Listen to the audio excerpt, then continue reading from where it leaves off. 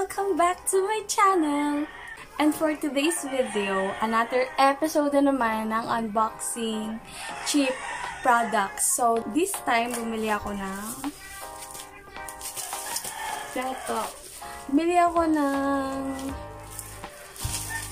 keyboard, gaming keyboard, yung umiilaw. So, nabili ko siya in the price of $265.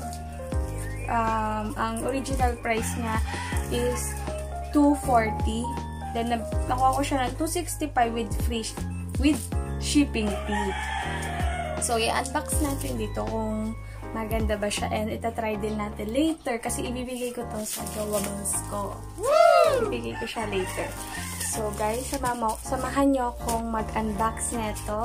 Yan, para matry na natin later pagdating niya. So, guys, here's the product.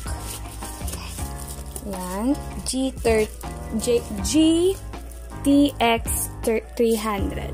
Gtx-300. So, guys, ulit, nabili ko siya ng $240 pesos and with shipping fee, $265 pesos. So, guys, ito, bubuksan ko na siya.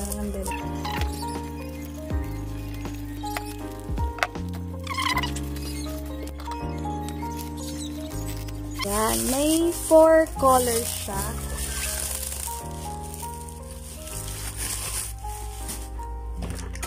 May 4 colors siya. Meron yung black. So, yung LED lights niya is gold. Black again. Then, LED lights niya is 3 color. The other one, ito yung in-order ko. White. Tas yung buttons niya, it's black. Then, 3 colors. And ito yung isa, yung white naman na 3 colors. Ito ang in-order ko. Titingnan natin kung okay ba siya. Ay, sana. Para matuwa naman siya kahit papano. Minsan ko na nga lang siyang bilhan. O, ayan. Guys, ilalagay ko sa link yung shop na pinagkuhanan ko nito.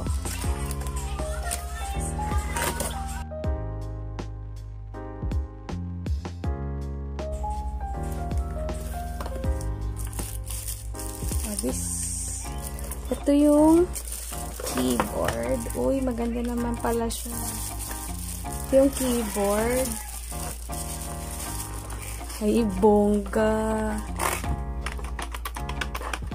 Tutuwa lang siguro siya dito. Then, ito yung mouse. Wait guys, hindi siya, makikita nyong, siya, cheap materials yung gamit niya. Well, hindi naman ako magre-reklamo kasi $240 ko nga lang siya nakuha. Dalawa na sila, diba? Sa sa keyboard, okay na siya. So, itatry natin mamaya pagdating ni jovenzaa sa computer niya. Hindi niya kasi alam na dumating na tong in-order ko sa kanya. So, guys, ito yung mouse.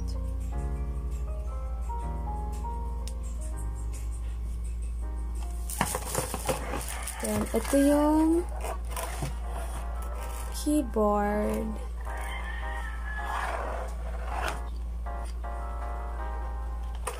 Sa likod.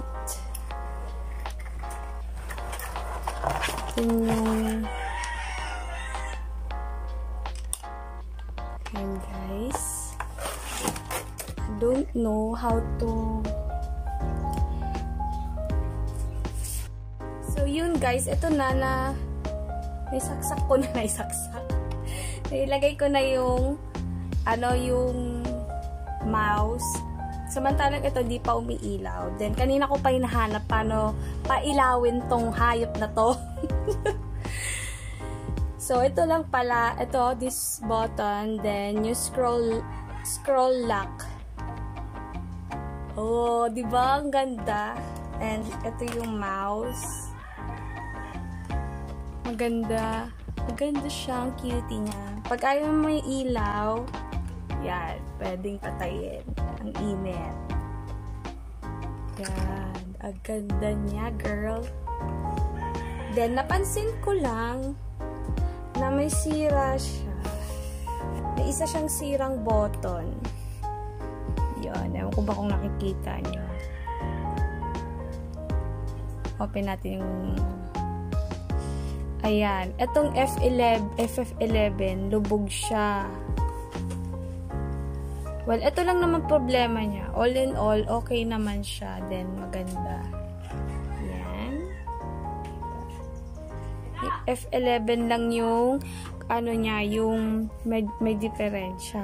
Pero okay na yan. Hindi naman gano'ng nagagamit yan. Kaya, hindi na malaking kaso yan sa murang halaga.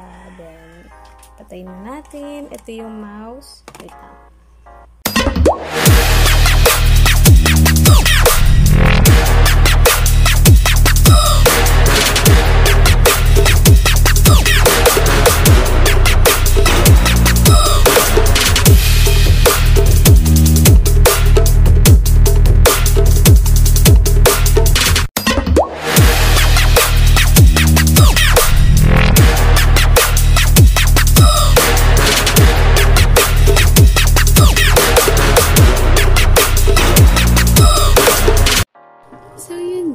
Thoughts about the product. So, unang-una, mura siya. Yes. Pwede na siya sa mga broke katulad ko. Walang pera. Na gustong hype yung itsura ng keyboard. Kaso, ang problema lang sa keyboard, may sira siyang mga buttons. Itong keyboard na to, hindi to yung keyboard na yun. Okay. Yung F11, yung sira niya, hindi siya maklik. Then, yung itong at niya, nalipat siya dito.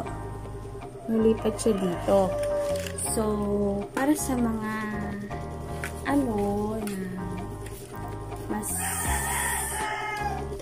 na mas practical na tao at hindi tumitingin sa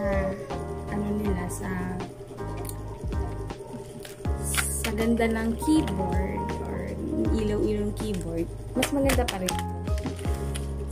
rin yun. Pero kung gusto nyo ng ganun hype na keyboard na may kulay, may ilaw, so yun, pwede na yun kasi sa halagang 240 meron ka na. Yun nga lang, may mga sira yung keyboard. Pero i-rate ko siya, 1 is the lowest and 10 is the highest, maybe 7.